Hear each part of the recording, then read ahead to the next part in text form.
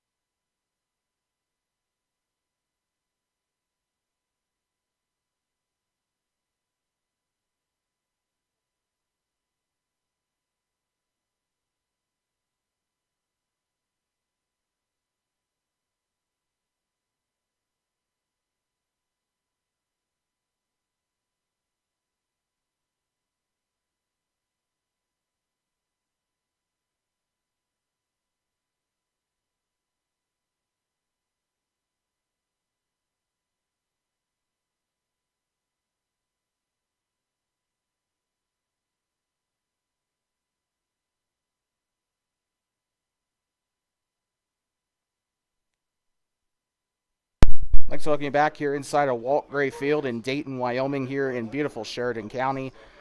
Today's game is between the hosting Tongue River Eagles and the visiting Thermopolis Bobcats. Bobcats with their first official contest of the season. Tongue River had a game count toward their record last week. They took on the Sheridan JV team at Homer Scott Field in Sheridan. Lost that game 28-7. They'll be looking to bounce back here this week. Thermopolis Bobcats coming off of a unofficial loss to the Newcastle Dogies 21-20 at Mike Moon Field in Buffalo. And a lot of positives to take away from that game. Of course, we went through our keys to the game a couple of minutes ago, what the Bobcats need to do on their end. And so it looks like Thermopolis is going to kick it away to start the game here after the pregame ceremonies have concluded. So Thermopolis will try to use that to their advantage here when the second half comes around. Hopefully the defense can hopefully the defense can do their job here in the opening quarter. With that being said, pregame ceremonies are about to start, so we will be right back from Walt Gray Field in just a moment.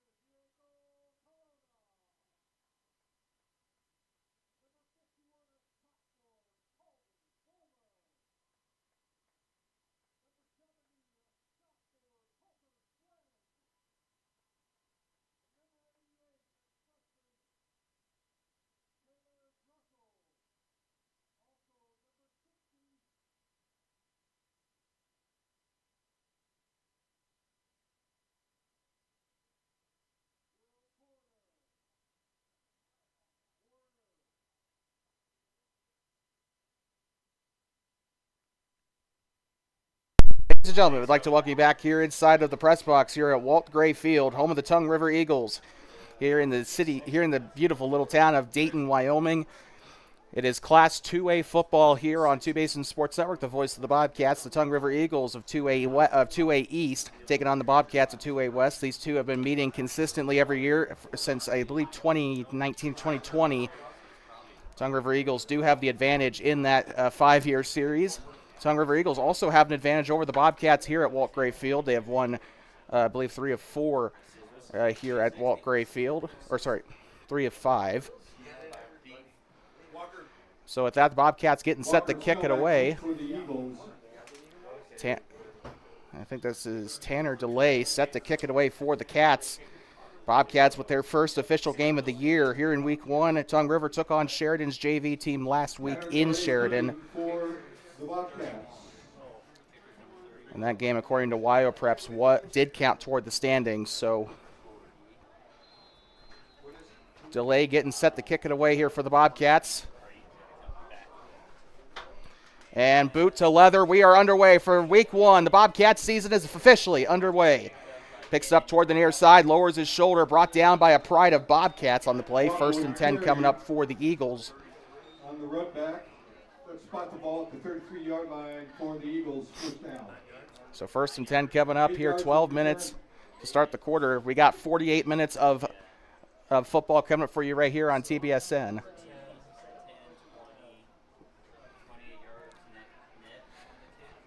And so with that, the Bobcats here looks like they're probably going to come out with 4 defensive linemen here. Eagles coming out for their first play on their first offensive series here. 1 receiver to the near side. Looks like trip set here for the Eagles. Takes the snap. It'll be a handoff. Tries to go to the far side. He'll break 1 tackle. He'll go toward the line here. And taken down for a gain of about 2 on the play. Brings up 2nd down for Tongue River. Pick up 3. It'll be 2nd and 7. So 2nd and 7 is the call here. And we talked about this at the top of the show. Bobcats struggled a little bit against the Newcastle Dogies to contain the outside edge. And I have a feeling Tongue River is going to try to exploit that as much as possible here. 2 receivers lined up near side toward the Eagle bench. 1 man to his hip, takes the snap, another hand off behind, and he'll be chased down and taken down. And that is a tackle for a loss on the play. Cannon Boren comes in for the tackle. Tackle by number 6, Cannon Boren for the Bobcats. And that is going to bring up 3rd down on the play for Tongue River. And just the right side wasn't quite there for the Eagles. And didn't really expect Cannon to come up try and make that play, but he did. I more expected so much. Play at 4 yards, it'll be 3rd down and 11. If anything, I expected either Carter Mascaro or Colby Deere to come up and make the hit there. But good job on Cannon for dropping in and trying to make that go on the rush there. Still in trips here for the Eagles. Ooh, bringing in a linebacker pretty close to the line. He backs out, back in, now the snap. It'll be a throw here, and almost picked off. Dylan Myers tracks it, almost got it. He had his right glove on that ball, and that will bring up 4th down for the Eagles. Pass intended for Snell, incomplete. 4th down for the Eagles. So 4th and 11 is the call here. And a pretty healthy mix in the stands. Obviously, you're going to have a lot of Eagles here on the near side, but Bobcats coming out supporting their team as well. The cheerleaders from Hot Springs County High School also made the trip up here to Dayton. And this is a stadium that they make like those little postcards out of. And now here they go near side, and that is going to go out toward the 40. Favors the Bobcats. And so with that, a pretty short punt there, barely 10 yards if that. Bobcats will take over.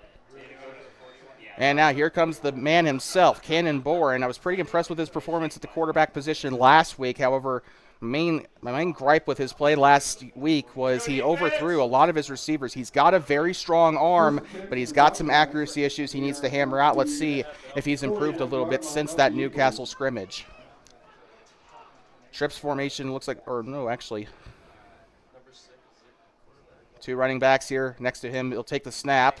Out of shotgun, takes the handoff. He'll break off one tackle, stiff arms another. He's running far side, up toward the 20. Still on his feet. Far side 10. He's going to dodge a player, and he's in. Past the pylons, touchdown. Bridger Pyle with the run. Bridger Pyle on to the touchdown for the Bobcats, and that will put them up 6-0 on the first play of the game. We talked about blocks earlier in the pregame. And I don't really think he needed any on that. He did a lot of the heavy work there. He stiff-armed a defender and was able to juke another toward the end zone. Bobcats will be up 6-0 here on the road, trying to break their drought here from Walt Gray Field. Like we said, Tongue River proving home field advantage is a real thing, and that one is no good. Kick no good, and the Eagles will line up on offense. 6-zip Bobcats. So the score will remain 6-0. We'll be right back. You are watching Bobcat football on TBSN, the voice of the Bobcats.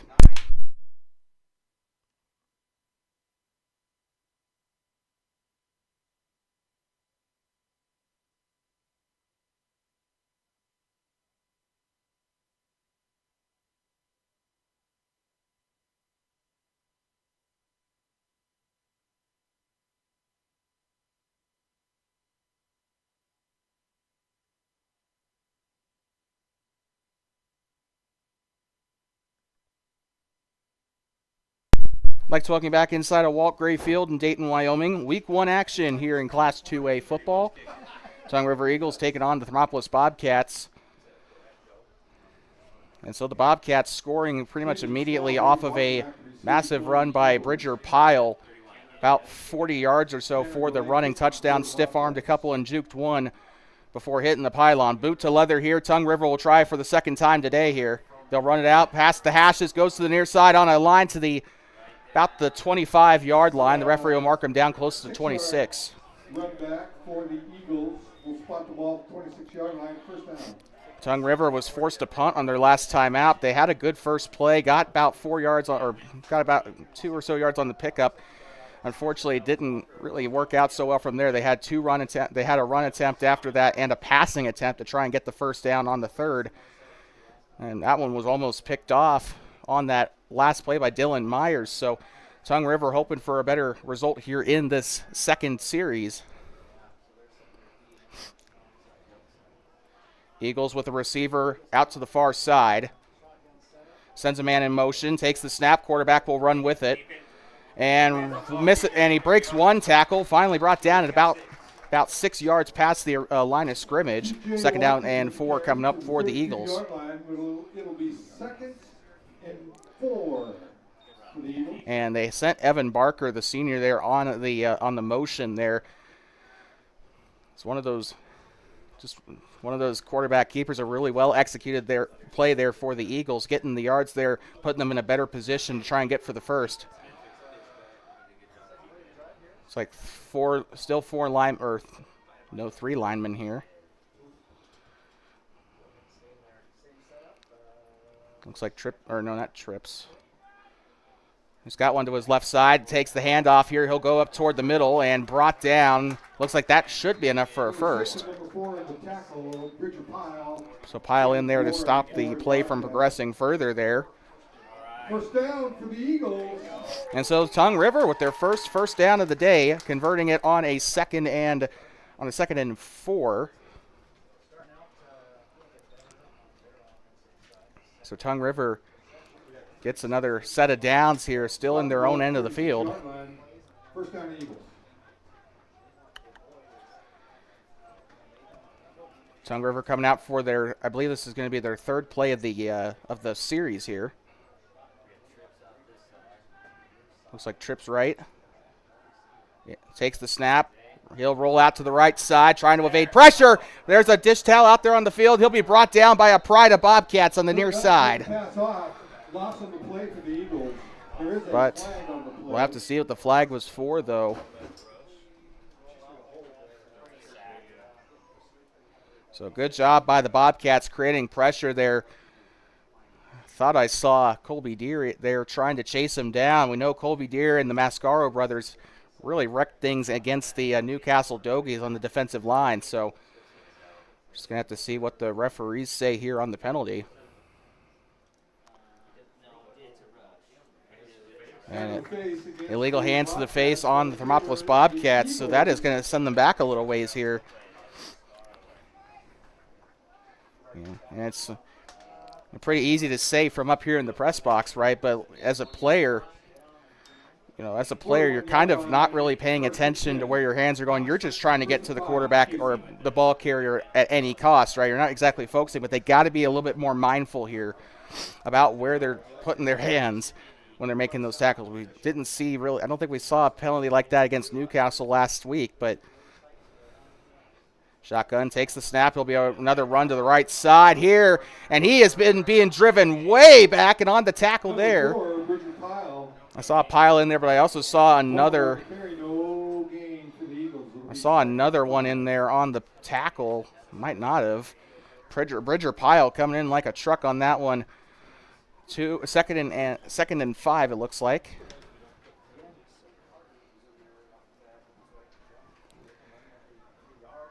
Not much time left in the opening quarter. I believe it's 7:26 to go.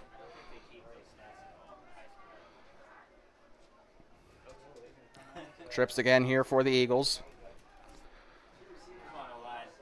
2 receivers each side, sends one in motion to the right side, takes the snap, rolls out to the right, one under pressure, throws it, and he'll haul it in. And the catch made there by number 11, Hagan Walker. And the senior kind of hauling that one in like Pickens on that play. Beautiful job to get the first down for the Eagles. And so with that, Tongue River still in their own end, but not for long as they're only on the 49. Bobcats got to try and they're creating pressure. Now they have to kind of recognize there's kind of a pattern here with Tongue River's play progression. They run it a few times and try to go for the odd pass, try and throw them off. They got to watch that play progression here. Trip set here for the Eagles.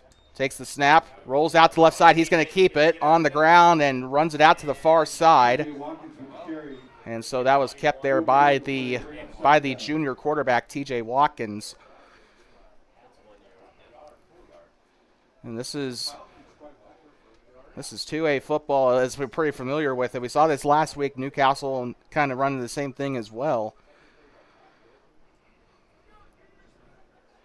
You'll just see this across a lot of 2A, a lot of quarterback keepers for the most part. You got to have a stout linebacking core, got to have good D linemen try to create pressure.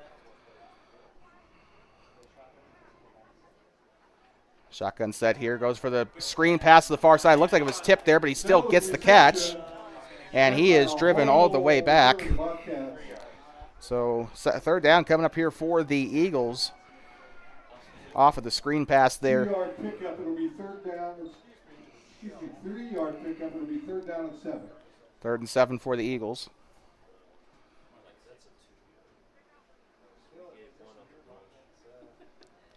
So Tongue River is starting to call the passes a little bit more frequently here as the quarter progresses.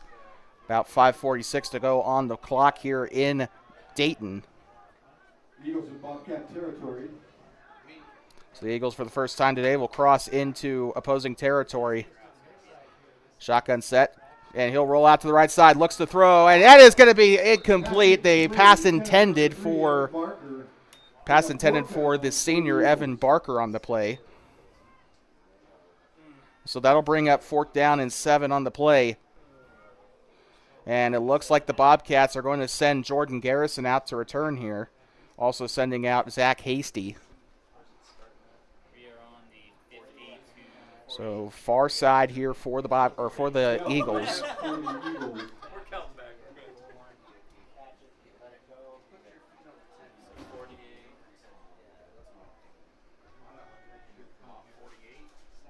Takes the snap, boots it up here, a bit of a sky-high punt. That one will get some more yards there.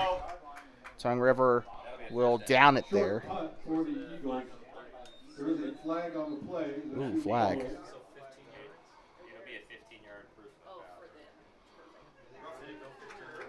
Oh, and the Bobcats are going to get roughing the kicker called on them. This is the second time they've been called for that this season against Newcastle. They had a roughing the kicker call, almost put them in trouble late in the fourth.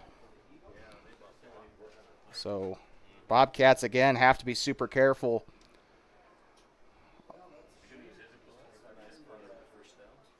So I think they'll get lucky here. I think they'll still maintain possession, but they will be in a pretty bad spot.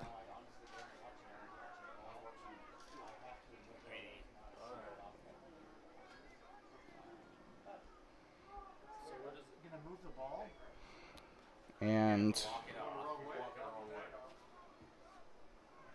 don't know where it's going, and referees are going the wrong way there. And so they'll spot the ball about 30, close to the 35.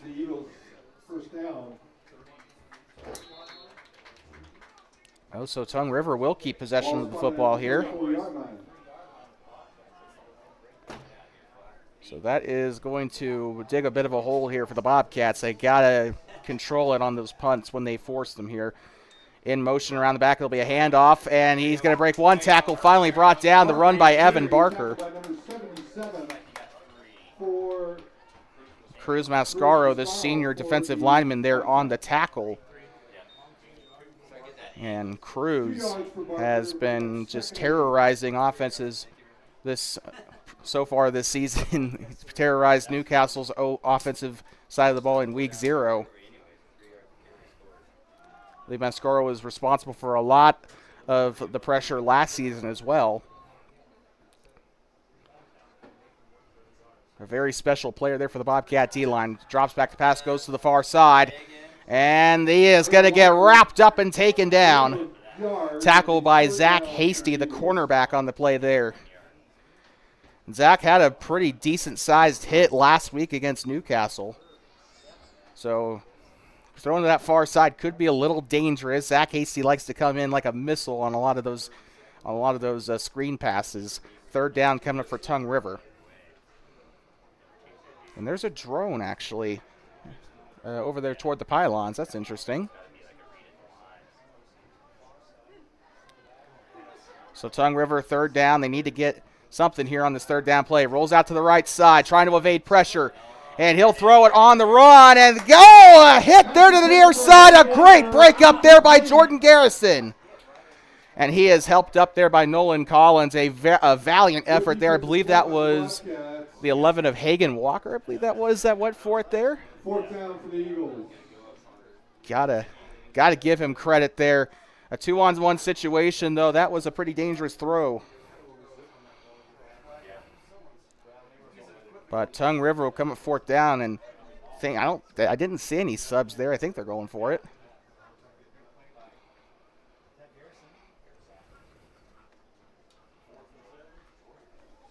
Fourth and 7. 3:45 to go here in this opening quarter. 6-0 Bobcats. Tongue River trying to even the score here. Takes the snap, drops back. It'll be 3 in a row here. That one's caught, and he'll get it through the middle and taken down. The catch made by Trey Breen. And the tight end will get the first down and a little bit extra. Breen for another Tongue River Eagle. So Tongue River, 1st and 10. Bobcats have got to be able to stop it there on the fourth down conversions. We saw a couple of situations against Newcastle where they let in a couple of easy fourth down conversions from the Dogies. Same side of the 2A here. They got to be able to stop. But the tight end hauling it in there. Looks like trips again for the Eagles. Rolls out to the far side. He'll keep it. And Watkins will not go much further than that. Second down coming up for the Eagles.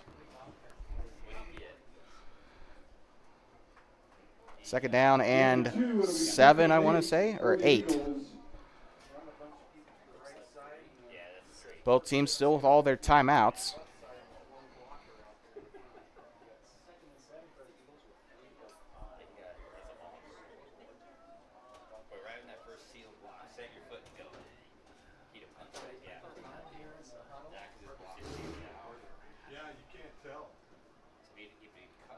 And so with that, we're waiting on Tongue River's second down coming up. The Bobcats looks like they're going to go with the 3 linemen here, unless 61 moves up here. Bobcats like to switch between a 3-4 to 4-3. Call by the Eagles. And so Tongue River are going to use their first timeout, so we're going to use that opportunity to take a quick breather. Bobcats lead 6-0, but the Tongue River Eagles breaking in toward the red zone. We'll be right back. You are watching Bobcat Football on Two Basin Sports Network, the voice of the Bobcats.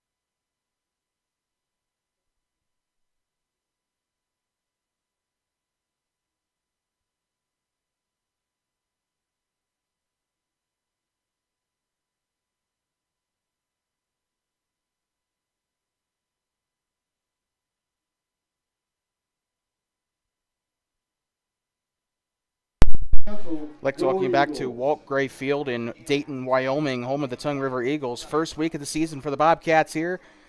First week of official play here in Wyoming high school football for 6-man through 3A at least. And 2A West versus 2A East, Tongue River Eagles and Thermopolis Bobcats. Takes the snap. It'll be a keeper here for the quarterback, and it goes low and makes the hit. And who was, I think that was Cannon Boren in on the tackle there. And that's not a man I'd like to go up against on the field. That was a textbook tackle there by Cannon. Broke down and made the hit. It's a miracle the Tongue River runner was able to keep it on his feet there.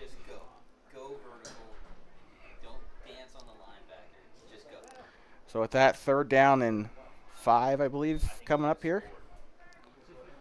Still a minute 58 to go in the opening quarter here from Dayton, Wyoming, here on the other end of the Bighorn National Forest off of scenic US Route 14.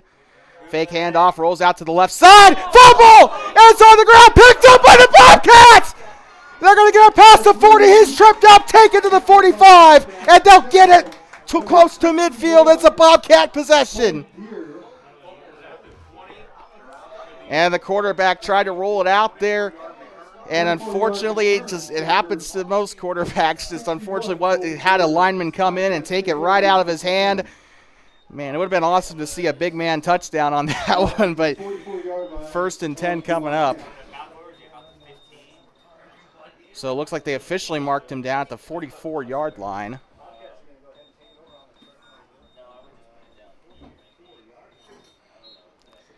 And so that should be a momentum starter for the Bobcats. Let's see if they can take advantage of it. Ooh, offside on the play there. Flag on the play. I think I saw number 70 there, Colder Schwend on there on the jump. First down 5 now for the Bobcats. Ball spotted at the 49-yard line. Still in Bobcat territory. They'll move the ball up to the Thermopolis 49. 1st and 5 off the penalty. Good job by the Bobcats there on the snap count. They'll go to a near side run, and he'll be tripped up, and he'll fall to the 45 on the other end of the field. I think it was Pyle on the run, and the scorekeepers to my left are saying that it was. Okay, I can't see him on the roster. That's great.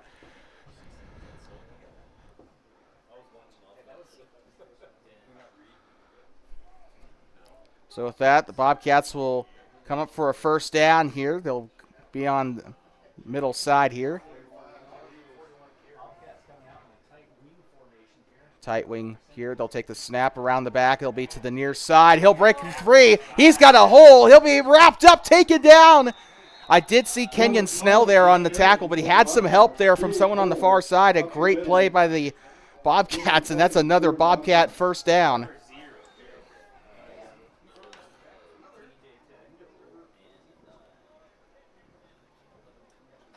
So Kenyon Snell helping out on the tackle. That's the only one I was able to see. Great job, though. He did not quit on the tackle there. Just kept holding on. Takes the snap. And up to the far side. I think it's going to be a run here for Hasty. And that's going to break free. And he'll be brought down. It looks like there might be a fumble. Oh, man. So let's see who has it.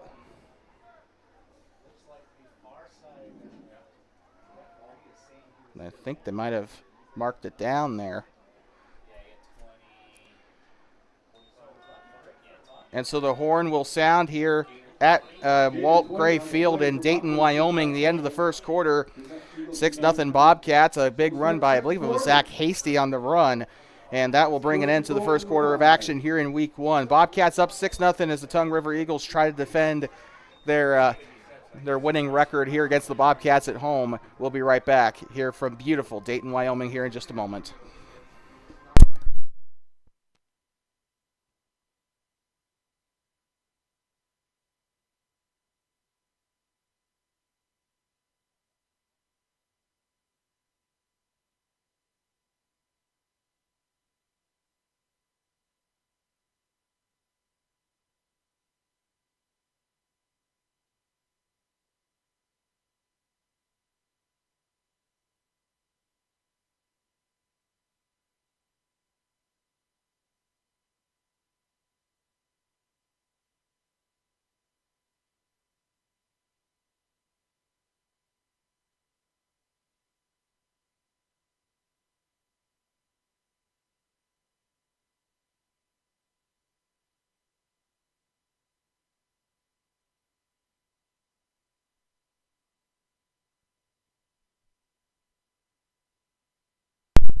Like to welcome you back here inside of Walt Gray Field in Dayton, Wyoming, home of the Tongue River Eagles. 2A action here to open out the season. 2A East Tongue River Eagles and the 2A West Thermopolis Bobcats. The Eagles and the Bobcats have opened out the season every year since 2020 up to this point. Their first meeting was in 1990. That game was played in Thermopolis. And I'm not even going to say what the score was because it was not good. So the Bobcats in a very favorable spot here. It looks to still be first and goal. We thought it was fumbled on toward the goal line there. Zach Hasty broke out for a big run toward the end of the first. Looks like another wing here. Oh, we got a jump there from the Eagles D lineman. I think number 78. Yep, it is. Or never mind, number 70 it is. Or actually, yeah, it is 78. Noah Visser, the freshman, on the jump. And that's the second time they've gotten the defensive end on that exact same side of the field jumping. They're going to keep it in wing here. Takes the snap, a pitch to the right side, tries to get in. It's Collins, and he's in. Touchdown, Bobcats. Touchdown, Bobcats. So Nolan Collins punching his ticket there. Pyle and Collins holding sole ownership over the scoreboard here so far. Or I shouldn't really say scoreboard, more like stats sheet. But they'll get ready for the PAT. They missed their last PAT attempt. And this is freshman Tanner DeLay. Multi-sport athlete. He played football, basketball, and baseball this past year as an 8th grader. Takes the snap. Kick is up and nails it. It is good. So the Bobcats lead 13-0 here from Tongue River High School. And just off of US 14, you literally can see the stadium as you exit the mountains. It's an absolutely beautiful sight. We'll be right back from inside of Walt Gray Field here in just a moment. You're watching Bobcat Football on Two Basin Sports Network, the voice of the Bobcats.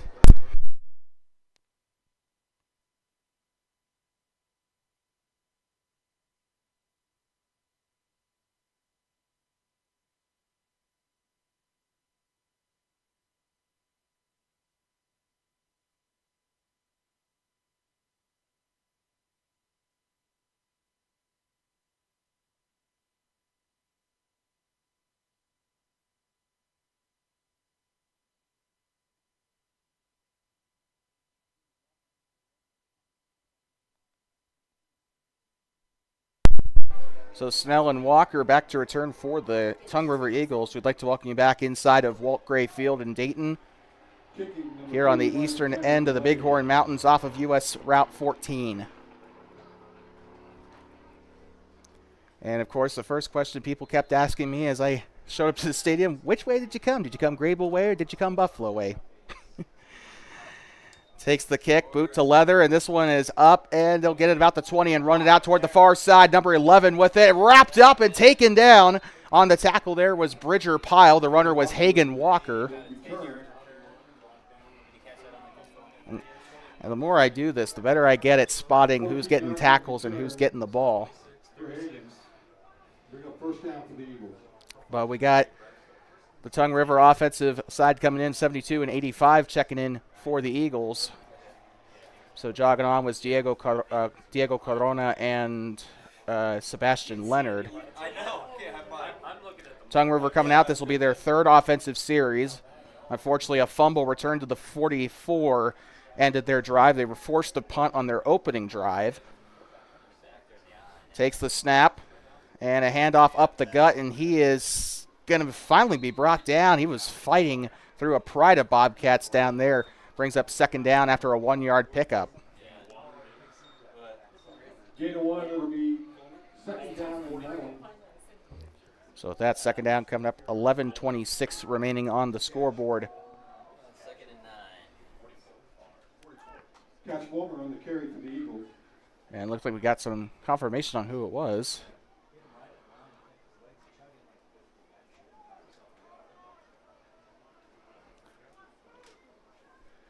Tongue River coming out, second and 9. Still got 2 timeouts to play with in this half. Takes the snap, and it looks like he bobbled the snap a little bit. They'll run it up the middle. They still salvage the play, but we got a flag on the play. Flag on the play. Parker with the carry for the Eagles. So third down, potentially, unless the penalty's on the Bobcats. They have a suspicion. Face mask on the Bobcats.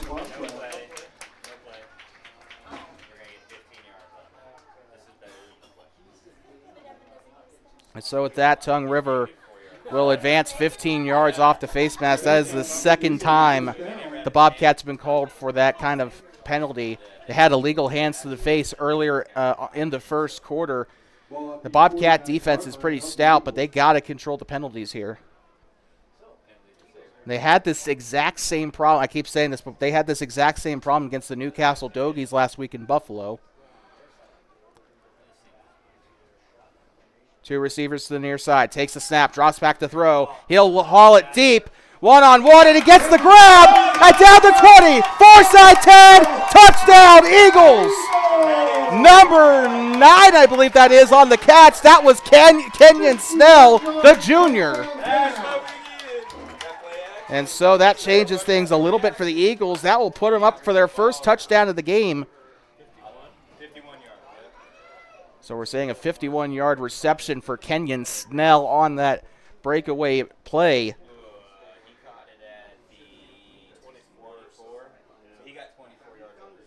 Oh, never mind. By the way, we have a Tongue River player dealing with an injury here on the near sideline. So we'll continue to monitor that, but looks like they're going to have PAT coming up here. Kick is up, and it is good.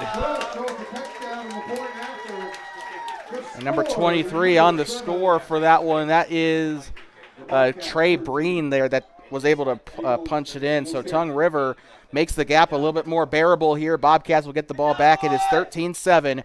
Thermopolis still leads here on the road. We'll be right back from Walt Gray Field in just a moment.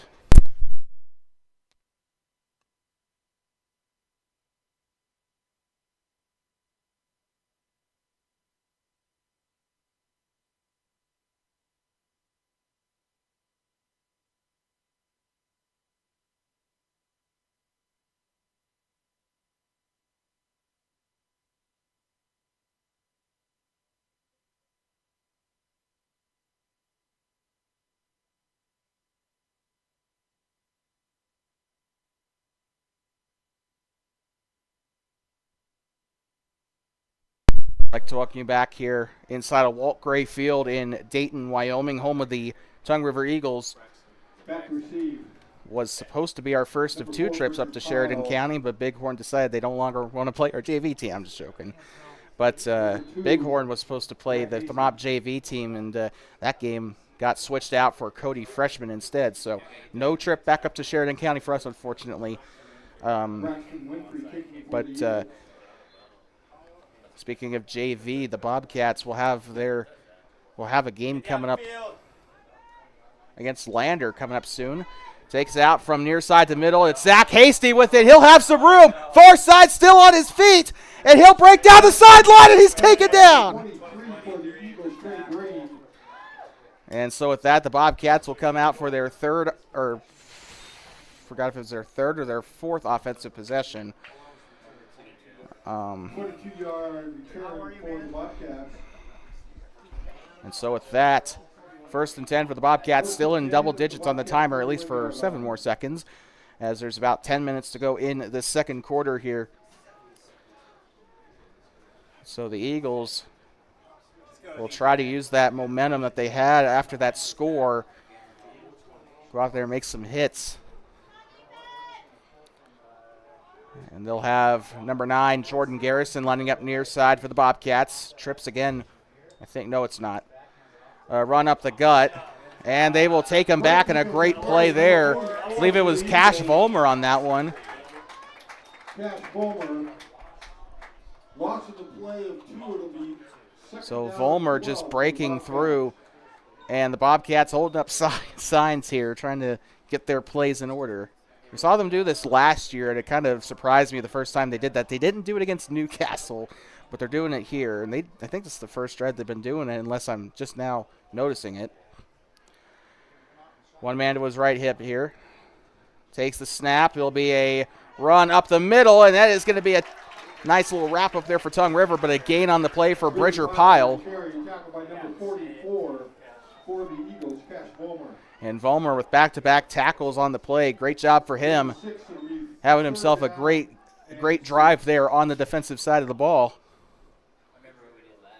Volmer listed as a linebacker and an offensive lineman, so don't normally see that. You usually see a defensive line, offensive line combo, but putting him at linebacker for this one. 3rd down, ball on the 45-yard line. We got whistles. And it looks like a timeout for the Bobcats, so we will be right back. And both teams have used at least one timeout here in this second quarter. We'll be right back from Walt Gray Field here in just a moment. 8:49 remains on the scoreboard here. You are watching Bobcat football on Two-Basin Sports Network, the voice of the Bobcats.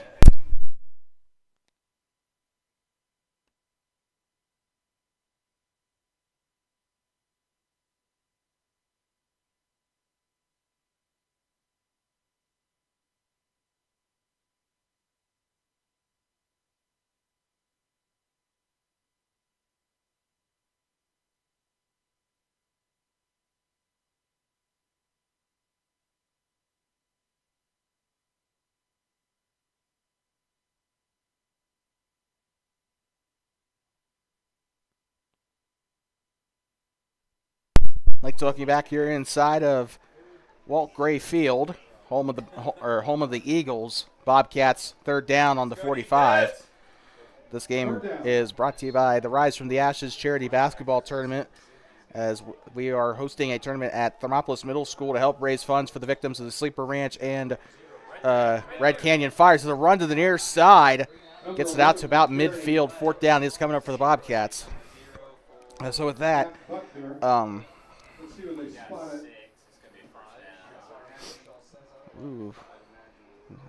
do believe it'll be 4th down, but having a little bit of a discussion here on the spot of the ball. 4th down. Yep, 4th down. So Bobcats will probably just run it. I say just a halfback dive up the middle. But looks like they're going to go double wing here for the Bobcats. Takes the snap, run up the middle, and that is definitely a 1st down.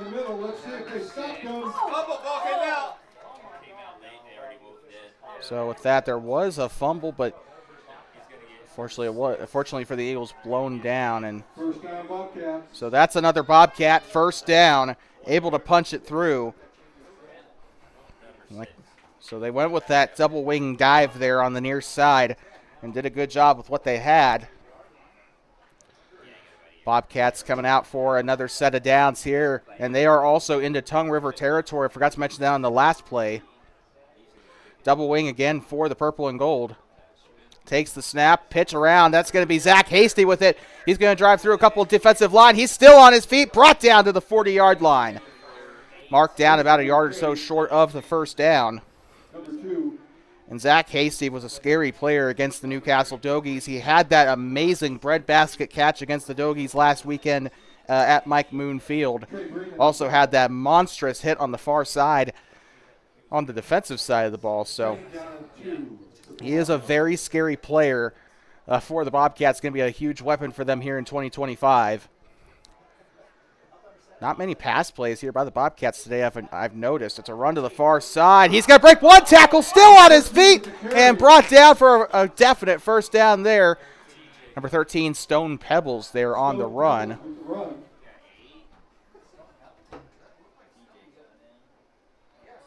And the man with the... I'm not going to finish that sentence. The name, Stone Pebbles, what a name. So with that, Bobcats coming out. Trying to see what formation it is here. Takes a run up to the right side, breaks one tackle. He's gonna use the near side of the field here. Brought down. Number 13 again on the run. Stone Pebbles on the run again for the Bobcats. Running the ball. And so they're using the running backs that they have, but they're going to substitute Pebbles here, him and the 72 of Ryan Axtell coming out of the game here. So Bobcats kind of mixing and matching here with their running backs here. Sometimes it'll be Bridger Pyle, sometimes it'll be Stone Pebbles, sometimes it'll be Zach Hasty. But they got 3 different people out there on the field. There'll be a run toward the far side, still on his feet, and it will take a flock of Eagles to take him down on that one. First down to the 20-yard line, I do believe. So Snell is what they said the tackle was on. And so a red zone alert for the Thermopolis Bobcats. First down, Bobcats.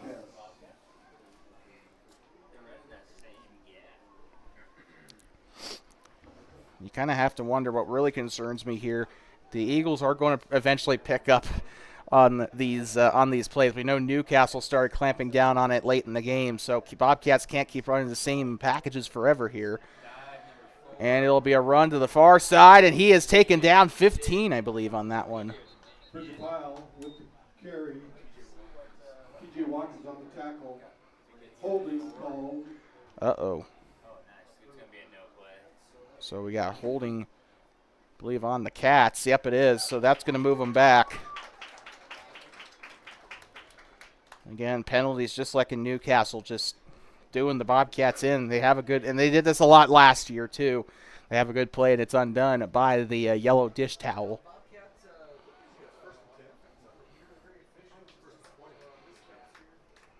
And that might actually be a 10-yarder. Yeah, I think it is. So that's even worse for the Bobcats. First down. First down and 20. They're going to send out Dylan Myers to the near side here. Again, just like their running backs are mixing and matching with their receiving core as well. A little bit unprotected off the line. I think 24 is going to try and bait something here. It drops back to pass. Runs a route, throws it to the near side, and can't hold it in. And you knew as soon as before the pre-snap there, you knew that Dylan Myers was going to be that number 1 target there. Good job on the Bobcats for having that open receiver, but Myers has got to get his hand out and haul it in. Unfortunately, just kind of an easy catch. Just unfortunately not so easy on that one. Second down and 20 for the Bobcats after the incompletion. Clock stopped at 4:36. Double wing again for the Bobcats. Under center. Takes the snap and a flag. flag in the play. False start. So false start. Everyone in the press box knew it. And that is going to be another penalty for the Bobcats. That is going to put them back. I don't think it'll cost them a down. But that is second down in a Walmart parking lot for the Bobcats.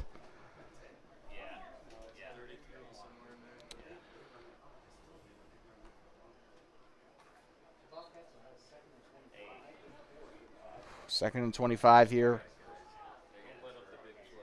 And looks like they're going to go trips, possibly. Yep, they are. 2 and 9 to the near side. Twins. Uh-oh, timeout called. Timeout called by Thermopolis. So with that, the Bobcats are going to use their second timeout of the half. We will be right back from Walt Gray Field here in just a moment.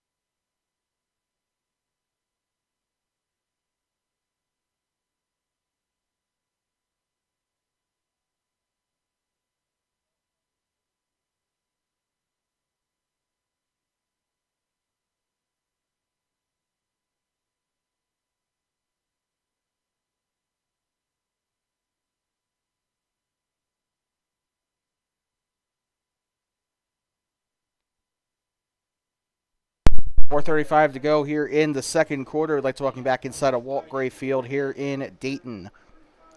Bobcats in a little bit of trouble here, but not as much trouble as they probably could. You know, it's not as bad as it probably could have been. It is 25 yards from the first, but still only second down. Bobcats with 2 or 3 penalties so far charged, including a 10-yard penalty, which is what drug them back all the way here. Still in Tongue River territory. Sends Hasty in motion, and it'll be a throw here, and he's gonna almost got it there. And so pass falls just a little bit short there. That was intended for, I think it was Collins. It was intended for on the play. It'll bring up 3rd and 25 on the play. And Bobcats have been using their passing sparingly. They passed a little bit more against Newcastle. I think they need to have a little bit more confidence here in the receivers. That's just me, but Bobcats ready for 3rd down. Sends a run up the gut there. Why would you run on 3rd and 25? So it's going to go back to the LOS. 4th down and long coming up for the Bobcats as they try to run up the gut. And in that situation, I question the play call, but I don't get paid to make that kind of decision.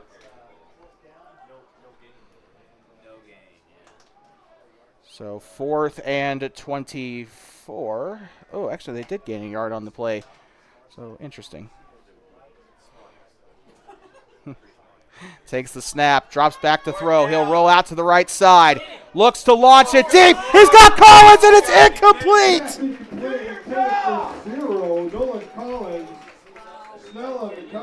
And so with that, the Tongue River Eagles will take over at about the 30-yard line. And Collins, unfortunately, not able to haul it in, and I don't know if it was overthrown or if he just couldn't get the hand on it. So unable to connect with Collins there. Usually you'll see Nolan haul those in pretty easily, but just not on that play. And the Bobcats, after having a half-decent passing game against Newcastle, just haven't gotten quite warmed up here against the Eagles, but they've been really relying on the run game a lot. Not much passing, not a lot of time for Cannon Bourne to get his arm warmed up here. Takes the snap. It'll be a keeper. One tackle evaded. He'll go. Ooh, big hit there to the near side. That was the hit by the number 2 of Zach Hasty. Comes in and makes another devious tackle there. Kind of led with the head there a little bit. Tried to take him out by the legs, and he is able to. He had a little bit of help there, I believe. So 2nd and 8. 3 minutes to go in the opening quarter. Bobcats still lead. Tongue River with the possession. Next week, the Thermopolis Bobcats will take a trip to Worland. The Battle for the Belt, a rivalry contest here, as the Bobcats will take on the Worland Warriors in their 2nd year of 2A. This time the Warriors will be hosting the Bobcats. That'll be live on TBSN. You do not want to miss it. It's rivalry night in the Bighorn Basin. Takes the snap. Fake handoff, and a lot of pressure there. The 75 in, trying to make the hit. 75-61. That is Carter Mascaro and Colby Deere just bull rushing the QB there. Beautiful job there. Making the initial hit on TJ. And, I've already sang my praises about Carter and Cruz. Those 2 defensive linemen, very scary. It's like, don't quite know who to compare it to. It's not quite fair to make an NFL comparison at the high school level, but it's, I don't know. As a Jags fan, I don't think he's a defensive lineman. I think I'd compare him to Campbell there. It'll be a pass to the near side, and it's caught, brought down by the 53, and that is going to be 4th down and either 3 or 2 for the Eagles. 50. So that is number 53, James Witt on the tackle, the senior, able to come in. And like I said, I've talked a lot about the D-line, but the linebackers also have been absolutely insane in week 0 and so far in this game. The Bobcats have always had good linebackers and good D-line, but and you see the success in wrestling. It's really not that much of a surprise, but 4th down coming up for the Eagles. Probably can expect a run here, and we got a timeout. So Tongue River will call a timeout. That is their 2nd charge timeout of the half with 1:47 to go. And we will be right back. You're watching Bobcat football on T-Basin Sports Network, the voice of the Bobcats.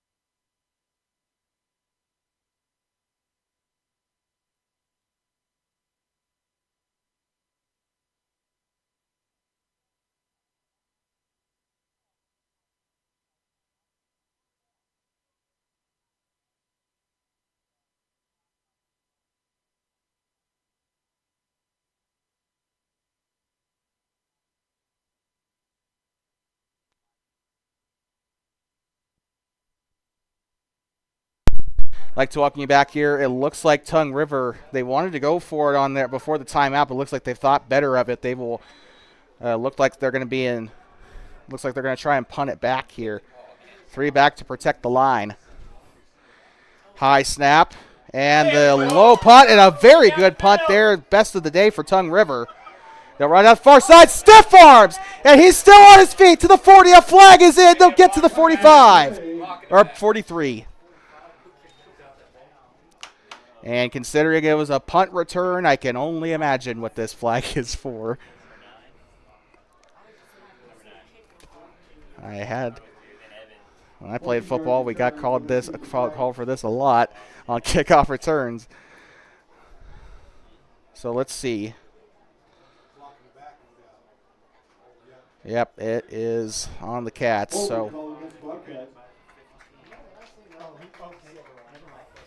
So with that, they still get the ball, but not quite where they wanted to. They got it out to the 40 on the punt return, but that is going to send them back. 1:33 on the board here in the opening quarter.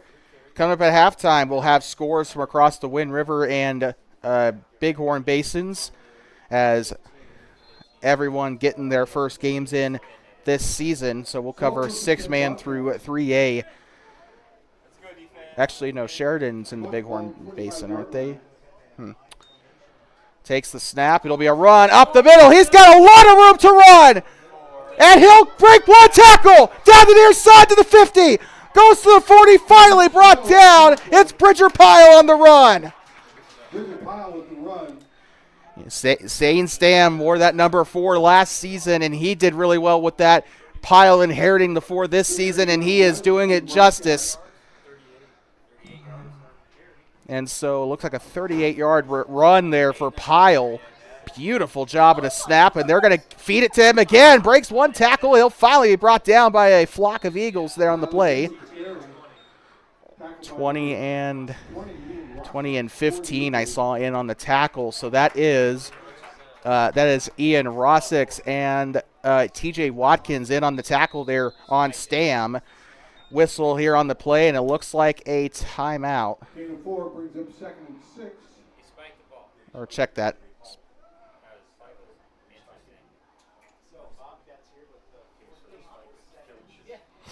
So it looks like they spiked it. So I apologize for that. I just saw the hand signal and assumed timeout. And so with that, 48.9 to go, and we got more whistles.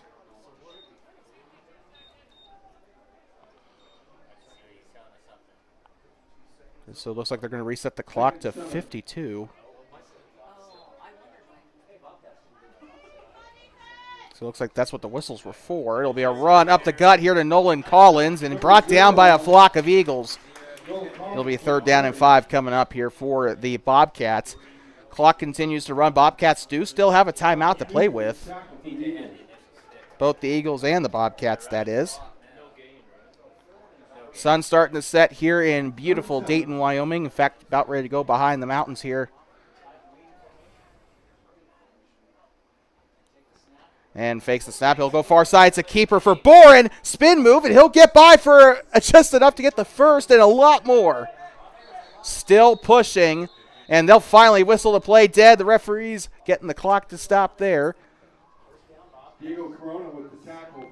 So Diego Corona on that one. First down for the Bobcats. And tackle smoother than Corona Lime. I wouldn't know. I've never drank it. So timeout again for the Bobcats. That is going to conclude, or that is going to be all of their timeouts here for the half. Tongue River still has one more to play with. 13 seconds if you round up here. We will be right back on Two Basin Sports Network, the voice of the Bobcats. The Cats still lead 13-7 here in Dayton.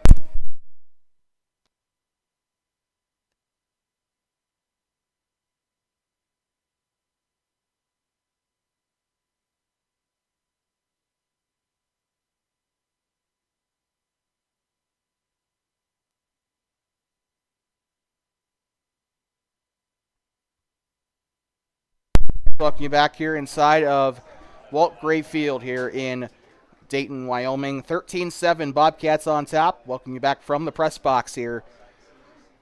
A crowded press box at that. But with that being said, one man to his right takes the snap. Has a little bit of time, throws it, and that is intercepted. Eagle football. And Dylan Myers, again, his second target of the day, and he's not able to hold on. And it goes right on back to the Eagles. That, Eagles take over. frankly, was not Boren on that one. That was Myers. It came into his hand, and he definitely see he was trying to haul it in, but just bounces wrong in his hand and goes right into the Eagles' linebacker there. 4 seconds to go. We got another timeout, and it will be Tongue River using their final timeout on the stopped clock. We'll be right back from inside of Walt Gray Field here in just a moment.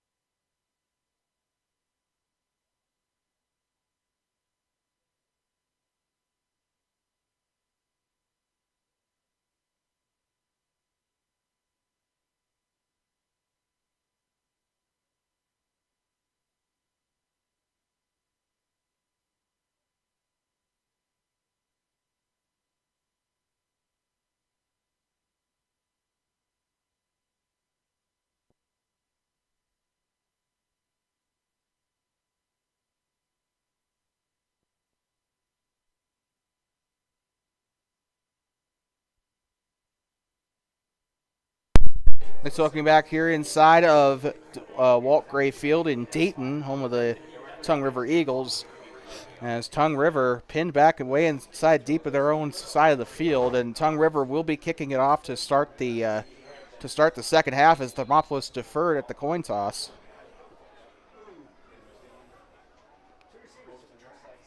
So with that, takes the snap, and he'll go for a pass. That one kind of had a hand on it there by the D lineman.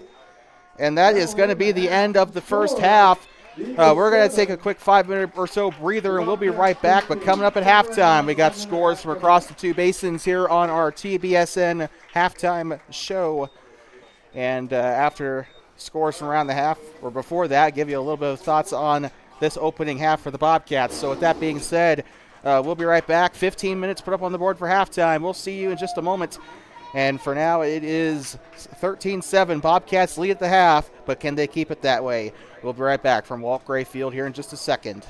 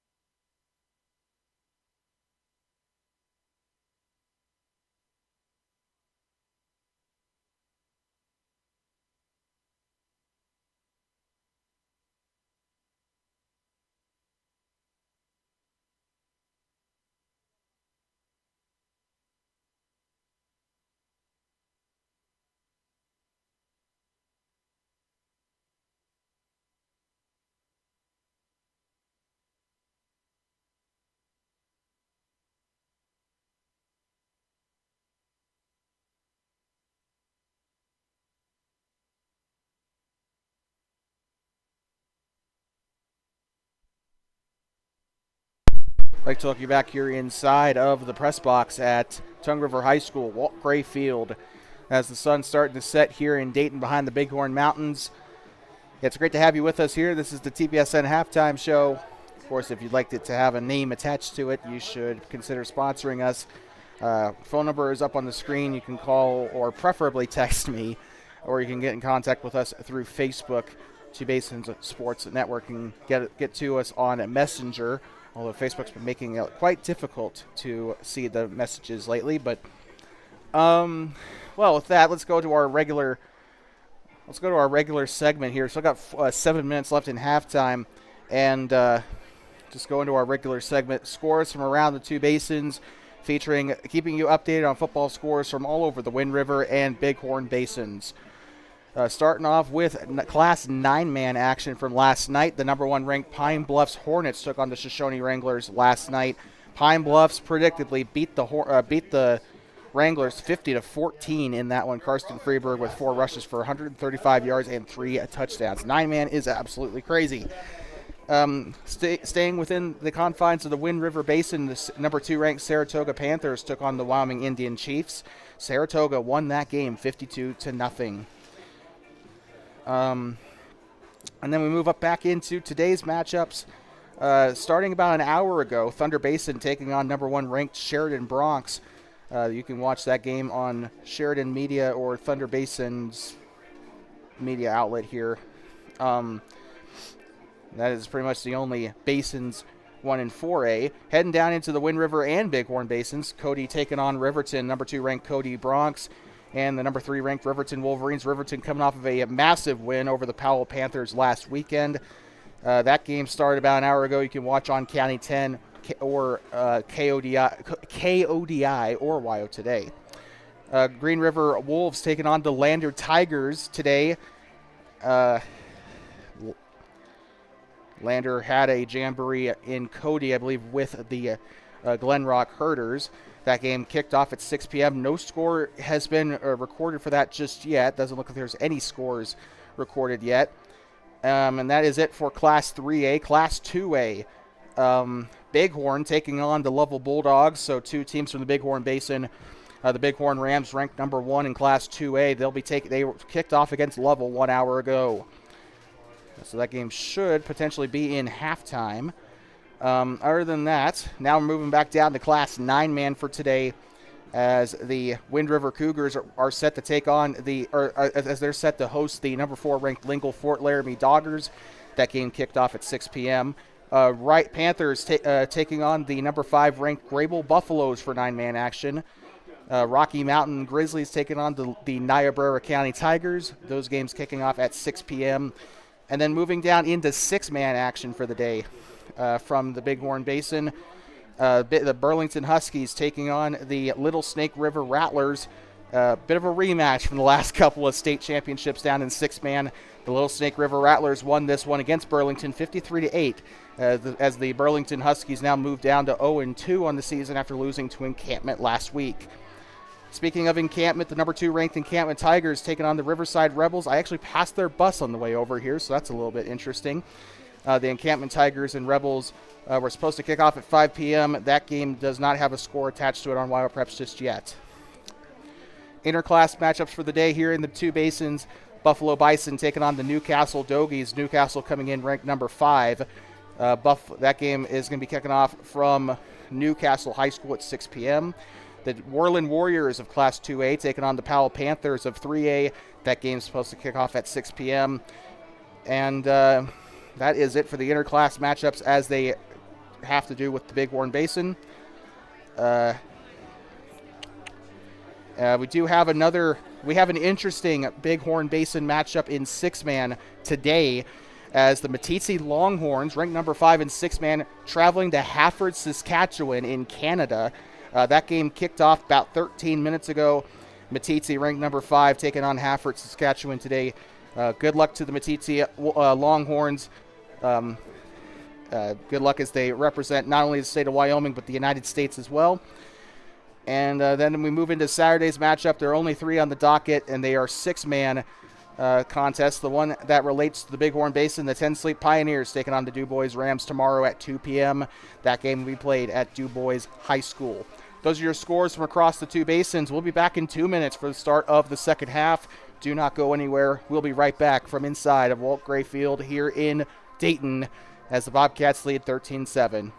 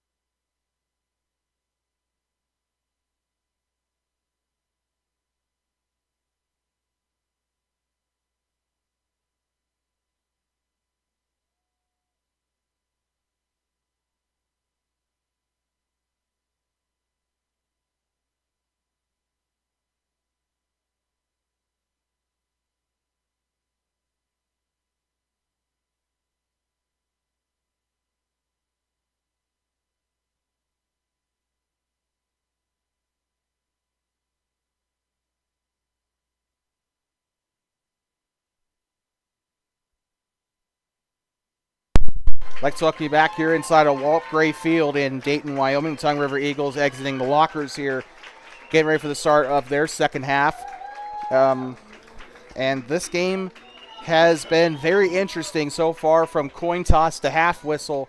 3 minutes put up on the board here for the warm-ups here as we start to get into the night portion of tonight's game, as the sun has just completely gone behind the Bighorns here. And the lights have been on since kickoff, but now they finally get their chance to shine. No pun intended. So, this game's been pretty interesting. Really liking what I'm seeing from both sides of the ball here. Tongue River. Second flight thrift shop is open by the concessions. Come find some gently used and new Eagle gear Sorry. at a discounted price. We have lots of sizes and styles available. If you have old Eagle gear at home that you'd like to donate, please bring it to the high school front office during the school year. Go Eagles. Anyway, sorry. So with that, as we have about 3 minutes left till kickoff here, just taking a look at just what my thoughts are on that first half. And, well, the Eagles started off their first couple drives a little slow, but they are starting to catch back up. And if you're wearing a purple helmet out there, you kind of have to be a little concerned. Tongue River picking it up on the passing game. I've noticed they're doing that a lot better than the Bobcats this game. Really liking what I'm seeing from the likes of Hagan Walker and Kenyon Snell. Those two have really impressed me in that first half. Kenyon Snell doing good on the offensive and defensive sides of the ball. Tongue River, like I said, a little slow to start the opening quarter, but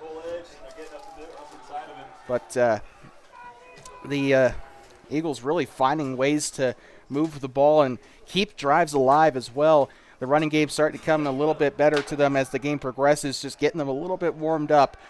And the Bobcats need to start adjusting. Tongue River obviously probably has made some pretty good tweaks during the halftime. Bobcats have got to be able to take advantage. They don't really have much of an issue with the outside as they did last week. Now the problem is containing the runners on the inside, I've noticed, as Hagan Walker has really had his way today with the Bobcats as on the quarterback keepers, and they got to find a way to stop those runs now on the inside. They got a lot of problems here with the Eagles kind of poking holes in the defense here. And then on the offensive side of the ball, the Bobcats have got to get it together if they're going to try to pass it here. They can't run the ball forever. So on the off chance that they do end up passing, they got to be able to haul it in. There have been a lot of dropped passes here by the Bobcats, and we've noticed that Dylan Myers in particular, a little bit of stone hands out there today. They just, I don't know, they got to get together. There's been a couple of overthrows as well by Cannon Bourne. Accuracy has definitely gotten better since last week, but still a little bit of room for improvement. And penalties as well. You got to really look back at that first half. Bobcats had a drive really just get absolutely slaughtered by penalties, in which they were 2nd and 25 at one point toward the end of that second half. That is not a position you want to be in. The Bobcats have definitely got to be a lot more disciplined heading into this second half. With that being said, got 24 more minutes of football to be played here in the opening week. Tongue River looking for their first win of the season after their first contest against the Sheridan Bronx JV team last week in Sheridan, just up the interstate there. Bobcats won the coin toss, I believe, and elected to defer in that first half, so they will be, I think they'll be receiving to start the second here.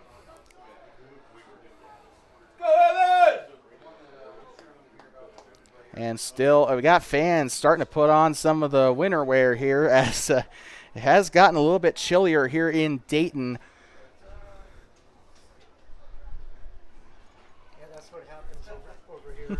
The sun goes down and cools off. It doesn't do that at Vermont. Back to kick it away.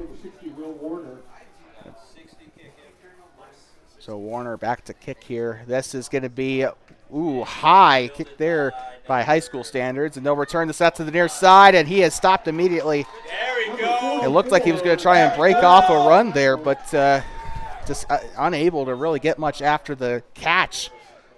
So the Bobcats coming out for their first drive of the half. I believe they only had, I think they had 3 drives in that last. I think they had 3 drives in that last half, trying to get something more on the board. It should be 20-7 had it not been for that Grizzly pick earlier in that second quarter. But they'll be coming out here to start off the second half with their possession here.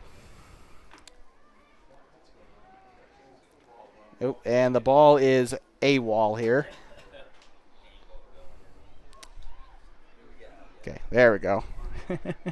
So switching it out, ready to go. Shotgun set here for the Bobcats. Looks like strong side. This appears to be the left here. And takes the snap. It'll be a run up the gut. And number 4 on it. That is Bridger Pyle. Doesn't get much on the play. In fact, I think he got a loss. Trying to see. I think he did get a loss. Diego Corona with the tackle. And again, Corona coming in. He's been someone we haven't talked about. He's kind of got under the radar a little bit. He's been making some pretty good tackles today. Just haven't really had the airtime to really mention him today. I've been really proud of Diego Corona, the junior defensive lineman in this game as well.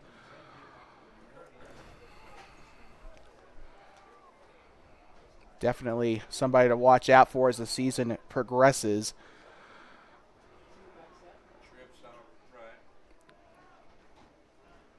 Trips for the Bobcats, takes the snap, back to throw, rolls out to the right side, throws a bullet, and that is, did he get it? Across the middle. And they caught it. Reception, first down Bobcats. I think it was Jordan Garrison, I believe, on the catch there for the Cats. A bullet pass, and it works out for them, and that's another Bobcat first down. Ball spotted right at the 40-yard line, first down. Bobcat cheerleaders hyping up the Eagles fans here. That's awesome. That's probably got to be like a foreign language to them down there. I've never seen them do that. I've seen them go on the road to cheer for the Bobcats. I've never seen them cheer for the away team. Wonder if they'll do that against Worland. Up the middle here, a pretty good run for the 4 of Bridger Pyle. He gets tripped up about 3 yards short of the first. Number 44 on the tackle, catch Volmer for the Eagles. Volmer in on the tackle for Tongue River. And the green and white trying to stop the Bobcats. Now, Bobcats, when they number 1, avoid turning the ball over, and number 2, avoid the penalties. They've done a pretty good job moving the ball this season. Did really well against Newcastle in week 0. Again, penalties kneecapped them in that Dogies game as well. And a big hit there up the middle, but number 4 of Bridger Pyle able to get a couple of good yards out of it. So still a useful snap there on that play. Volmer again, back-to-back tackles and back-to-back runs for Bridger Pyle. So Volmer has it's almost like he's got aimbot on that number 4 jersey. And so with that, Boren, the first one, or Boren was the first one out of the huddle there at first there, and they'll line up a receiver closer to the Tongue River bench, has him right there on the number. Single back set here, sends Hasty in motion. Zigzags behind him, and it'll be a fake handoff, and he'll go, and he's going to get past the stick. First down and more. Gets close to the 30 and finally brought down. Cannon Bourne on a fantastic run for the Bobcats. That's another Bobcat first down. And I love when the Bobcats definitely getting better at those option plays as well. They had a couple of hiccups against Newcastle when running the option, but that time it worked out just fine for them as Cannon Bourne. And that is a very good foresight there to not hand it off to him, too, because Pyle just got absolutely lit up by the Eagles' interior there. So, yeah, very, very lucky play there for the Cats on the option. They'll run it up to the middle. And that is Pyle again. Gets himself inside the 10. And he's going to be taken down. I think they saw it. Couldn't see who got the tackle. Nolan Bernard, I think, is what they said. The sophomore on the run. By the way, another thing to note about Tongue River, very kind of a young team. They only have like 6 seniors on the roster and 4 juniors. Everyone else is either a sophomore or a freshman. Compared to the Bobcats, who have quite a little bit of seniors on the roster, so that's going to be a bit of a shakeup in 2026. Although not really any point worrying about that now. One man to his right side, sends a man in motion. Cross back. There you go. And he's ate up immediately by the Tongue River D-line. The offensive line's got to be able to hold their water there. The run blocking has not quite been where it needs to be. And that's been the case for the last half decade or so for the Bobcats, quite frankly. But second down and 10 as there is no gain on the play.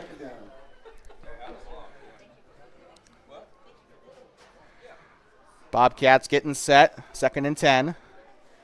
A middle school quarter to go here in this quarter.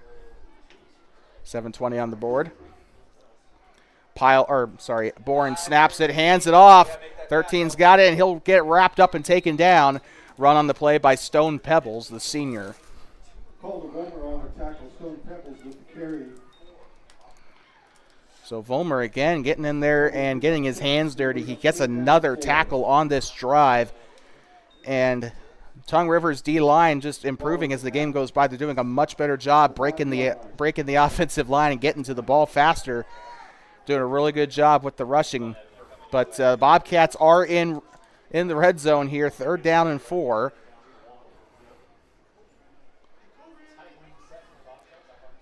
Takes the snap. Fakes the handoff. Bourne looks like he's going to try and keep it. And that is going to get him up to about the 2-yard line at most there. Well, it looks like they'll mark him down, actually about the 4. Spot the ball at the 3-yard line. Or 3, my apologies. 4th and 3. Come on. Come on now. So 4th down coming up for the Bobcats. Can Tongue River make the goal line stand here? 6 minutes to go.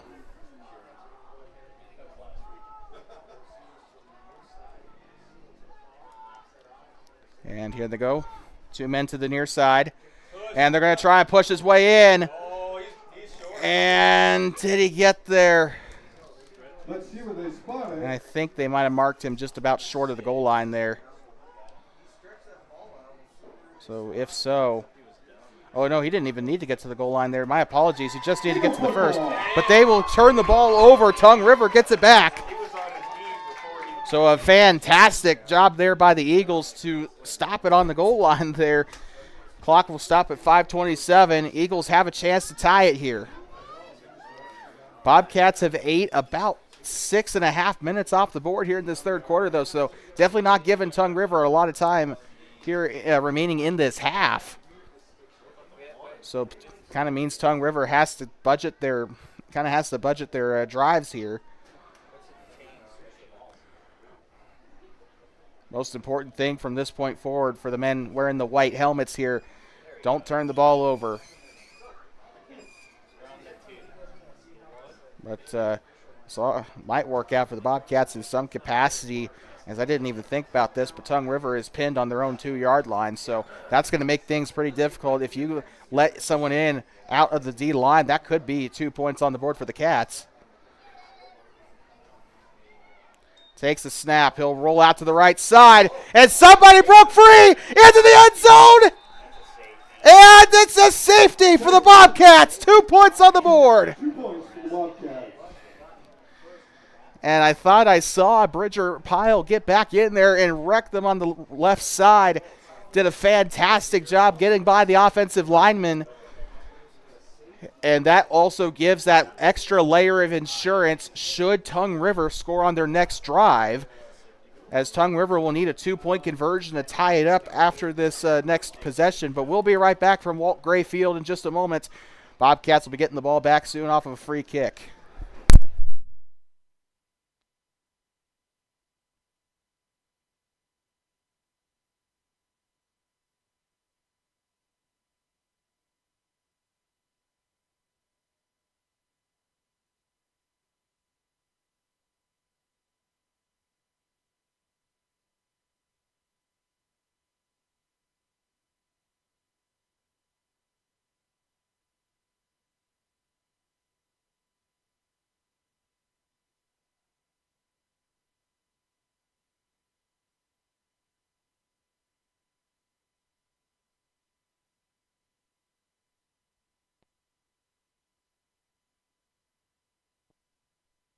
I'm talking back. Free kick coming up for the Eagles after they have given up a safety. Keep wanting to say Zane Stam. He graduated last year. Bridger Pyle in on one of the men on the tackle there. They ended up blowing the play, I believe, in the end zone. So Tongue River put in a bit of an awkward position here as a result. 15-7 is your score. Bobcats won last season at Leroy Hayes Field against the Eagles, trying to mount a win streak here in week 1. Punched up to the near side and landed on it there. The 13 of Stone Pebbles there to recover the ball. Covered by number 13, Stone Pebbles. So Stone getting a lot of plays here in this second half, unless I just wasn't paying attention in the first. Oh, shoot. It's been the third quarter for like 15 minutes now, and I forgot to change the quarter on my scoring graphic. So I apologize for those tuning in and saw the scoring graphic. It is not the second quarter. It is the third quarter. I'm just an idiot. 1st and 10 here at the 44-yard line. Shotgun set, sends Hasty in motion. And they're going to try to run. It's a fumble.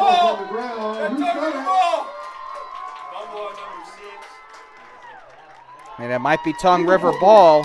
Yep, it is. Eagle football. So Tongue River does get the ball back. And you've got to hold on to it at any cost. Barker recovering it there, the senior.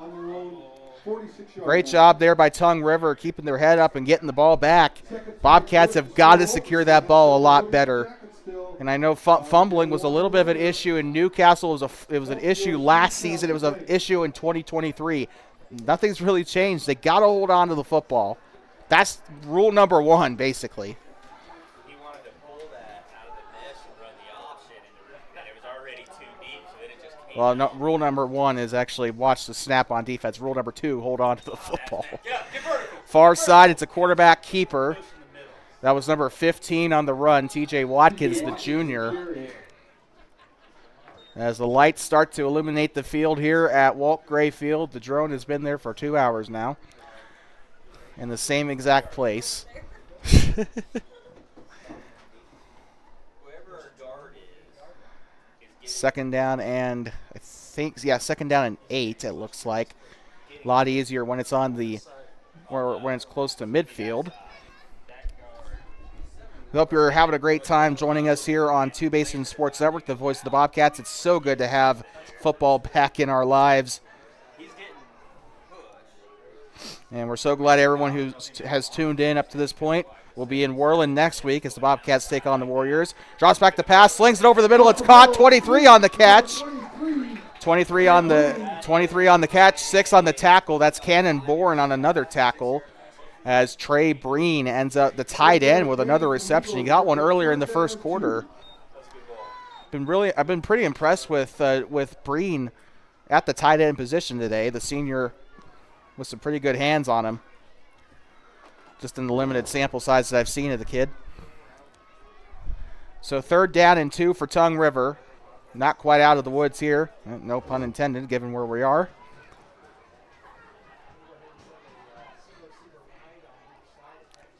Shotgun set for Tongue River. Takes the snap. He'll be a handoff 44 on the run, and looks like that was Cash Volmer on the run there. Another Tongue River Eagle. So Tongue River into Bobcat territory, and they are past the 44 here. Actually, ball is marked on the 43. So that's a Tongue River 1st down. Keep in mind, a touchdown's not exactly going to give them the lead here. They have to get the 2-point conversion to even tie, but the Bobcats have to clamp down. You know Tongue River is going to be aggressive in the 4th quarter. Speaking of, 3 minutes to go in the 3rd. And again, like I said last week, this is one of those games I kind of don't want to end. This has been a lot of fun. Takes the snap. It'll be a pitch to the left side and trips him up. Taken down by Pyle on the play. And a great effort by Vollmer, but a low tackle by Bridger Pyle put a stop to that before it could even start. 2nd down, and I think it'll be 2nd and 11. Bobcats, I haven't seen very many tackles for losses here today for the Bobcats. It's mostly been Tongue River dealing that kind of damage, but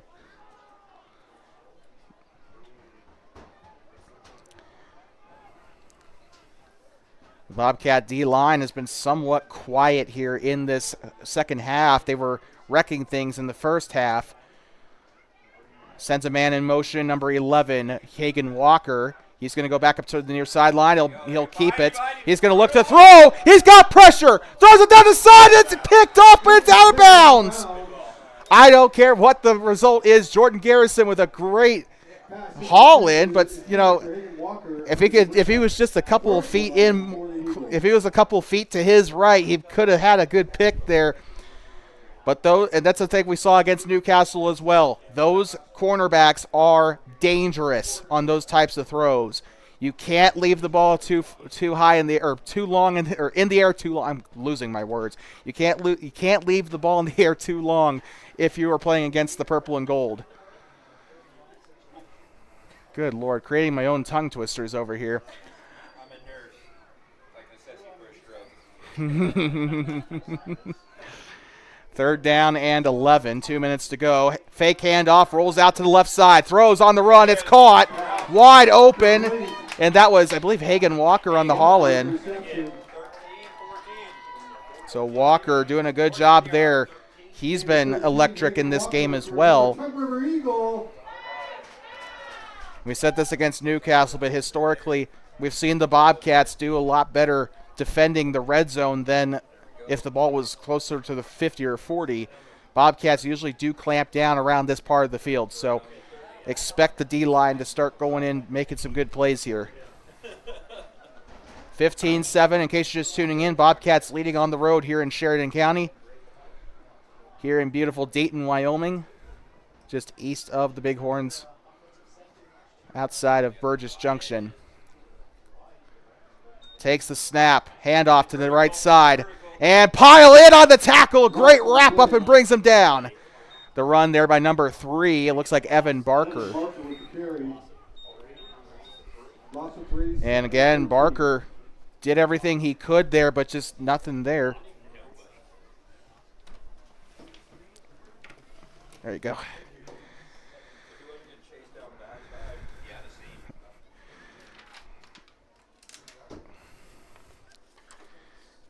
And so with that, here come the Eagles again on a 2nd down and 13.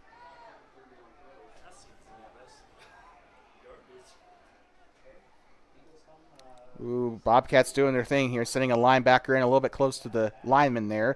Keeps it there on the near side and tries to wrap him up, breaks one tackle, brought down. Thought that was Dylan Myers there in on the tackle. So Myers in on the tackle there on the near side. So 3rd down coming for the Eagles. They do get past the sticks here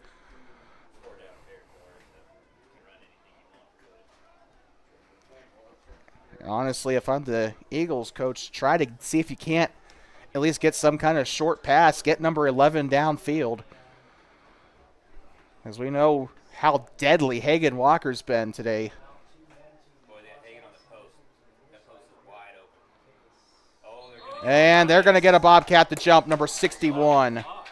Eagles get the hard count Colby Deere in on the jump. on the Bobcats. And so it will move them back, and I don't know. I think, yeah. Well, it's still third down, 3rd and 3 now. So that makes it a lot easier now for Tongue River. They still got to run the play, though.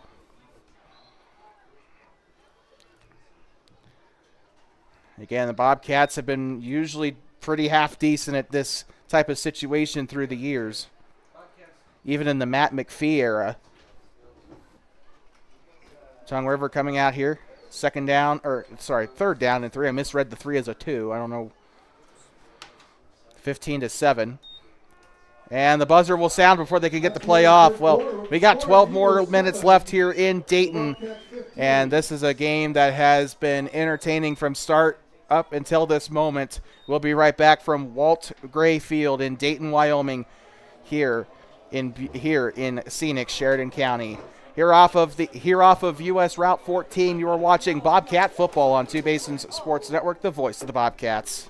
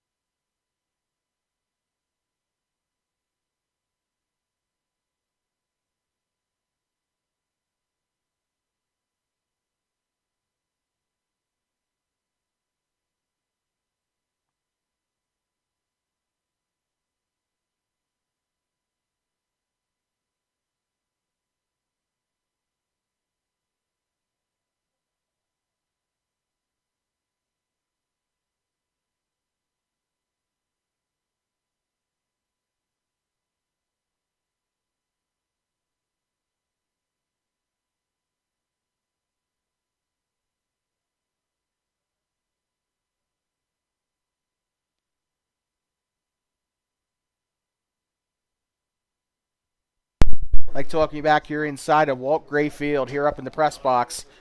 It is 15-7, Bobcats on top, and, well, it's getting chillier outside, but the action on the field is just now heating up. 4th quarter, 12 minutes to go, and the Bobcats were in a lot of cardiac situations last season. Run to the near side. And it looks like first down is coming up for Tongue River.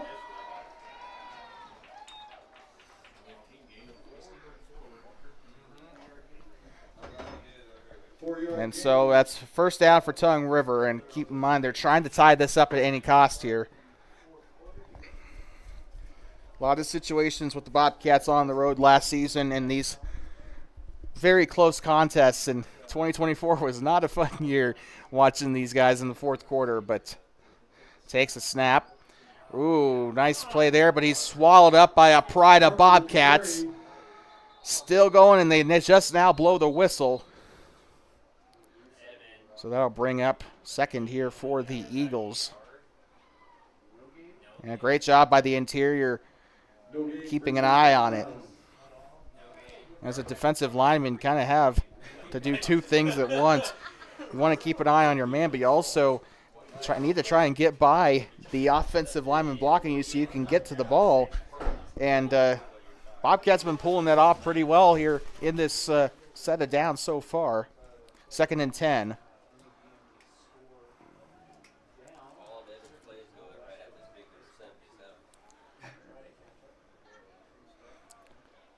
One man to the right side here. Cash Vollmer. And it'll be a pass here to the right side and overthrows it. Wait! Oh, incomplete! You gotta be kidding me. Incomplete. He beat hell all the way down.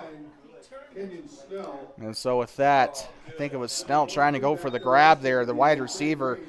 And just on the far side there, just couldn't haul it in. 3rd and 10 coming up for the Eagles. I do not blame them for trying to go for the end zone there. You kind of have to. Now you definitely have to.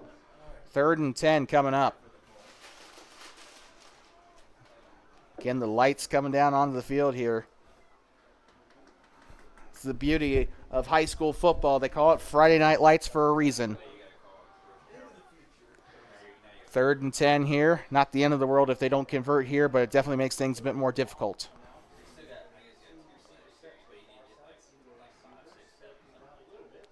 Volmar lining up to the left side here. Right there with his QB. Expect a handoff here. Goes to the left side. Yep, never mind. He was going to drop back to pass. Throws to the left side. Picked off! It's a big man interception! And number 53, James Witt on the pick. How often do you see a big man pick like that? Beautiful job by Witt. And the Bobcats will get the ball back, and a crucial stop there. 1st and 10 coming up for the Bobcats. And they'll barely have it on Tongue River, or sorry, they'll barely have it on their own red zone here.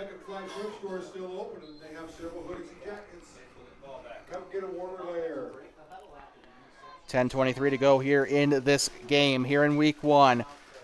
Bobcats taking on the Worland Warriors next weekend in Worland at Warrior Stadium. We'll be live there, far side, and here he goes, breaking through, goes low and gets some good yards there. Cannonboring on the keeper. Cannon is not afraid to get in there and lower his shoulder and get aggressive. He has been doing a great job in week 0 and this week about going low, and that's kind of the one thing they teach you in football, right? Get low. Low man wins.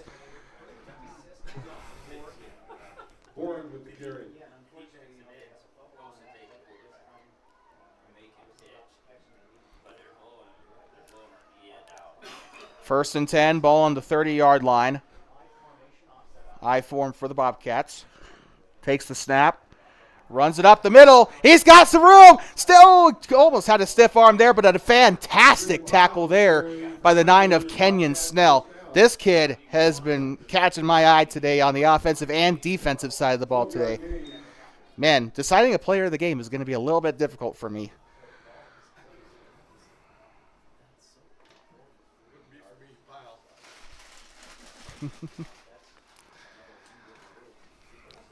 Bobcats getting ready for another play, 1st and 10. 9:23 to go on the board.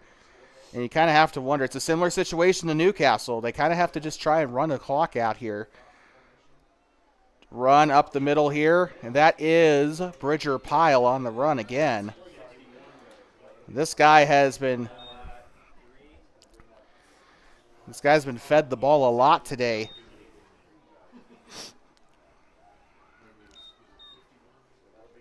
So play call there on the sideline. You can see the signs. Nobody knows what it means, but calling the play there. When I was in middle school, my coaches would just do charades to call the plays. 2nd down, pitch around, far side. It's Nolan Collins, breaks the tackle, still on his feet, gets to the stick.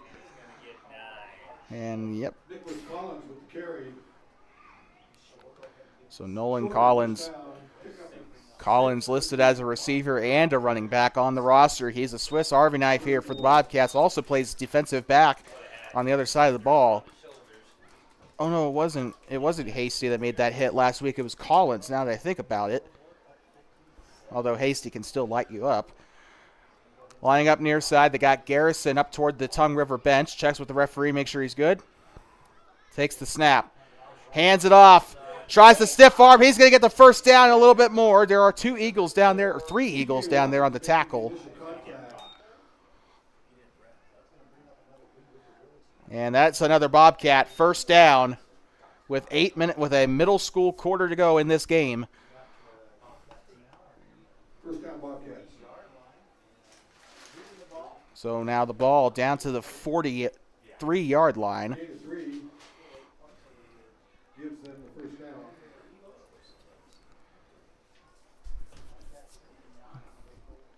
And so here they go, lining up about middle near, I guess. Somewhere in between there. Sending a man, or 13 lines up here, bunching him up a little bit here on the offensive side. Sends a man in motion. It's Collins. Goes behind. Takes the snap and a handoff. Breaks free. Down the far sideline. And he's going to get wrapped up. Taking down a flag on the play. Richard Pyle with the carry. And I don't know who was on the tackle. It looked like TJ Watkins there. I thought I saw a 15 down there. So flag, and do believe it's holding, unfortunately. We'll just have to see. Yep, and it is. And again, like I said multiple times, last week and in this week's show, just got to get the penalties under control. There have been a lot of plays taken off past couple of weeks here because of the penalties here. Saw it in the middle school game as well against Worland. Same thing there.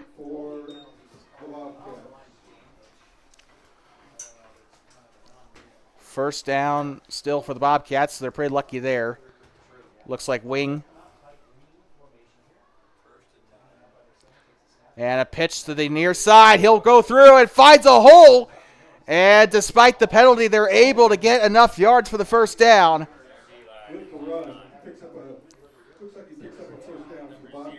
So they'll mark him down about the 30-yard line, if not the 31.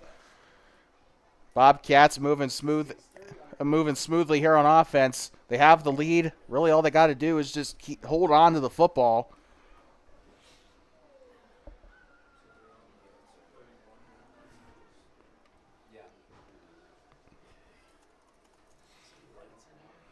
And we will have the upcoming matchups for you here in just a moment.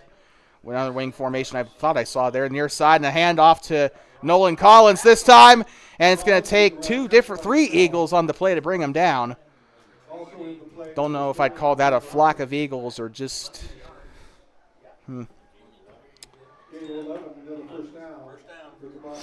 So here are the upcoming matchups for the Tongue River Eagles, as Tongue River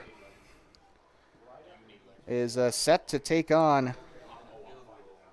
Tongue River set to take on Burns here. They'll be playing the Bronx in Burns. That'll be at 2 p.m. on Friday, September 12th. So good luck to the Eagles as they take on their opponents in the 2A East. Bobcats will be on the road to take on the Worland Warriors for their 2A West opener next week. Rivalry night. Bourne under center here. It looks like another wing T. Takes a snap. And they'll go to the near side. I think I see him down there. Yep. Nolan Collins, another one. They've been using him as a Swiss Army knife as well tonight.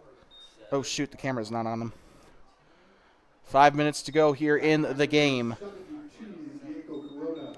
I am so sorry to our audience there that the camera was not on that play. Well, when I helped out with KDNO, I wasn't exactly that great at doing the camera work either. So another wing T again. Bobcats keeping the formation here. Saw Lovell do this a few years ago. My grandpa fell in love with this formation when he first saw it. So pitch. It's going to be Collins again. He's wrapped up. I don't know if he got enough for the first, though. Let's see. No, didn't.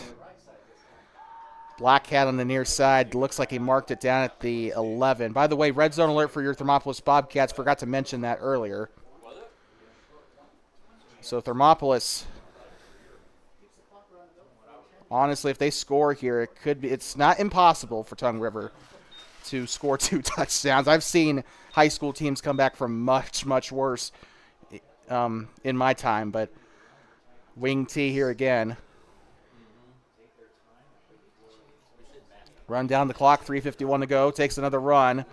And he'll weave his way through. Collins with it, wrapped up, and is he in? No. No, he's marked just short of the line. So Nolan Collins on another carry for the Bobcats. 3:34 to go. Next 3 games for the Eagles are as follows. It looks like it's going to be Burns next week, and then Moorcroft, and then they'll have their next home game against the Newcastle Dogies. Should be very interesting. Bobcats have their home opener against Kemmer in a couple of weeks. Bourne under center again, another wing tee. And they're going to go, it's going to be a bit of a rugby scrum here. He does not get it. And short. And it looks like they'll bring up second and goal here for the Bobcats. With the tackle.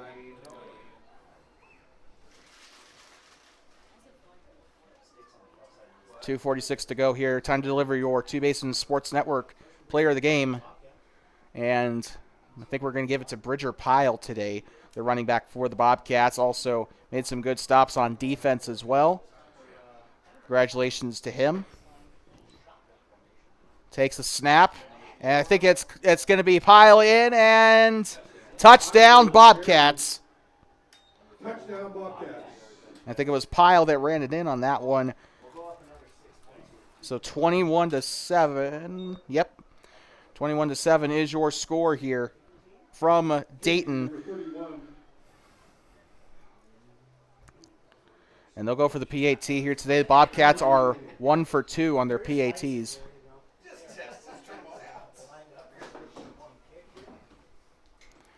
Thank you. So, and it is up and it hits the track. That's good. So the score It's 22-7. 22, the Eagles 7. So with that, we'll take a quick break. 2:21 to go. Bobcats score here. I'm a little hesitant to say I'm a little hesitant to say that it's the winning touchdown there, but we'll be right back here in just a moment. Tongue River with 2:21 left.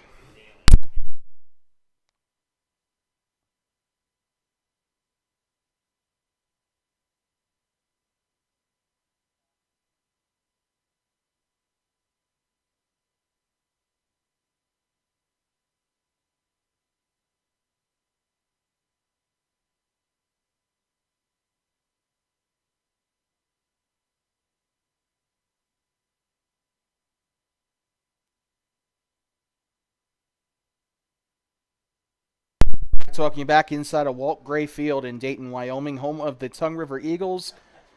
The Eagles and the Bobcats, first matchup in 1990. They started playing each other first week every year since 2020 or 2019. Tongue River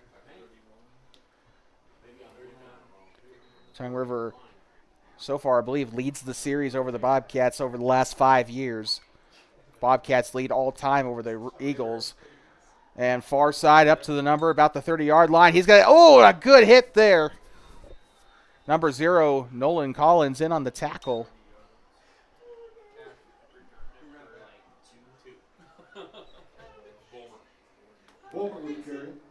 So Cash Vollmer on the run. 2:14 to go here. Again, one more time. Next week, the Bobcats will take on the Worland Warriors in Worland. And then they will have their home opener against Kemmer 2 weeks from now. Should be a good one. A lot of home games. It's more home games than away games on the schedule for the Bobcats this year. I think there's only like 2 or 3. Or no, that's not right. There's 4. Because they got Mountain View coming up too as well. Takes the snap, goes back to pass under a lot of pressure, and nom. Taken by Cruz Mascaro on the play. The big man comes in and makes the sack. And Cruz Mascaro, him and Carter, 2 of the best defenders the Bobcats have in their arsenal, and he has finally gotten himself a sack here in this quarter. You know he's been hungry for it all day.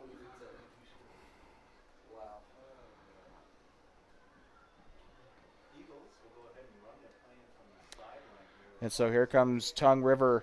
Clock running, 90 seconds left. Yeah, 92, but who's really counting? One man to the left or right. Trying to see where one man to the left here. Takes the snap, and he'll keep it. And the run there by the QB. So TJ Watkins.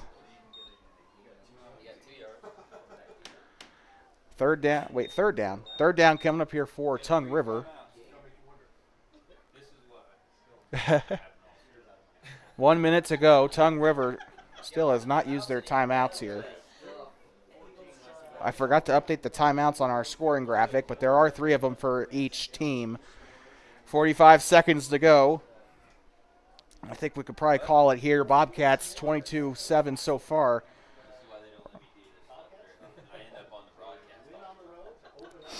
And he's going to try and throw it almost there. And Pyle is going to lift him up, and he's going to pile drive him there. Whoa, I don't think I agree with that tackle, but that is one way to stop the Eagles there. 4th down. 4th down for the Eagles, 4th and 2. Whew, man. Good Lord, the Bobcats have been a violent defense in week 0 and week 1. 3, 2, 1, and that is going to do it from Walt Gray Field under the lights in Dayton, Wyoming, as the Tongue River Eagles fall to the Thermopolis Bobcats 22-7. Bobcats will take on the Warriors next week, and on Monday we got middle school football coming for you on TBSN as the Shoshone Wranglers come to town for a 11-man, 9-man hybrid contest between the Bobcats. With that being said, we're gonna leave here in just a moment. Once again, your player of the game is Bridger Pyle, and good Lord, I'm still thinking about that tackle, honestly. 22-7, Bobcats on the victory here on the road. They'll be on the road again next week and then host Kemmerer in 2 weeks. We'll be there for all of that. With that being said, we'd like to thank you so much for tuning in.